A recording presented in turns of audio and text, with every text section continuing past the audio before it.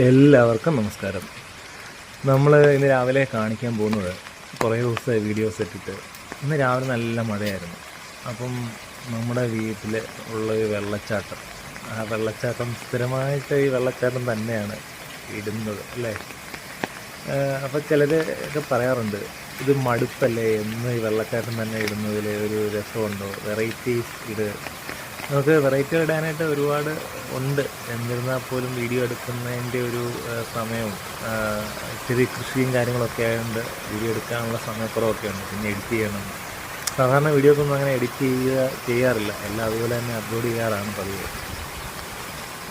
പിന്നെ ഈ വെള്ളച്ചാട്ടം ഇടുന്നതിൻ്റെ ഒരു ഒരു കാര്യം എന്താണെന്ന് വെച്ചാൽ, ഞാൻ കുറേ കാലം പ്രവാസിയായിട്ടും നാട്ടിൽ ഇല്ലാതെ കുറേ വിദേശത്തും ഒക്കെ ആയിട്ട് ജോലി ചെയ്ത ഒരാളാണ്. അപ്പോൾ അന്ന് ഈ 4Gയും 5G ഒന്നും ഇല്ല. അന്ന് നമുക്ക് ആഗ്രഹമുണ്ട് നാട്ടിലെ പുഴയും മരങ്ങളും ആൽമരവും അങ്ങനെ പലതും കാണണമെന്ന് ആഗ്രഹമുണ്ടായിരുന്നു. നമുക്ക് അന്ന് കാണാനുള്ള സാഹചര്യം ഇല്ല. അങ്ങനെ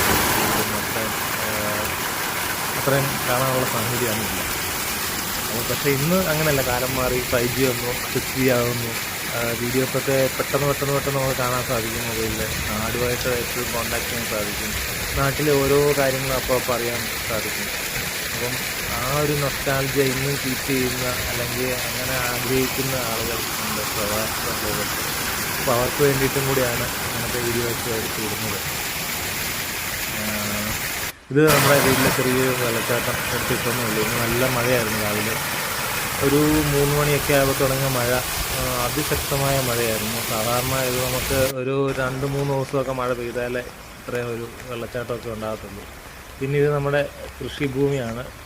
നമ്മളിത് വാഴ വെക്കാനായിട്ട് നികത്തിയല്ല, മരങ്ങളൊക്കെ വെട്ടി വാഴ വിത്ത് വെച്ചിരിക്കുകയാണ്. പിന്നെ ചോളവും നമ്മൾ വിതച്ചിട്ടുണ്ട്.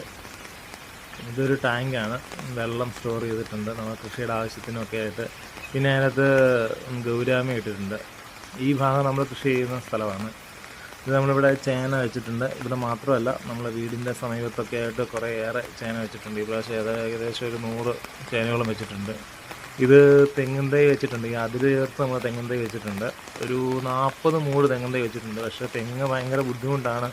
ചെല്ലിയുടെ ആക്രമവും ഒക്കെ ആയിട്ട്, ചെല്ലി, കൂമ്പ് ചെയ്യൽ, അങ്ങനെ ഒരുപാട് പ്രശ്നങ്ങളൊക്കെ ആയിട്ട് നമ്മൾ കുഞ്ഞുങ്ങളെ നോക്കുന്ന പോലെ നോക്കണം. പിന്നെ വെച്ചിട്ടുള്ളത് കൊടിത്തൈ വെച്ചിട്ടുണ്ട്. കൊടിത്തൈ നമ്മൾ ഏകദേശം ഒരു 50 മൂടോളം കൊടിത്തൈ വെച്ചിട്ടുണ്ട്. കരിമുണ്ടയാണ് വെച്ചിരിക്കുന്നത്. അതിന് താങ്ങുകാലായിട്ട് കിളിഞ്ഞിലാണ് ഇട്ടിരിക്കുന്നത്. കിളിഞ്ഞിൽ എല്ലാവർക്കും അറിയാം.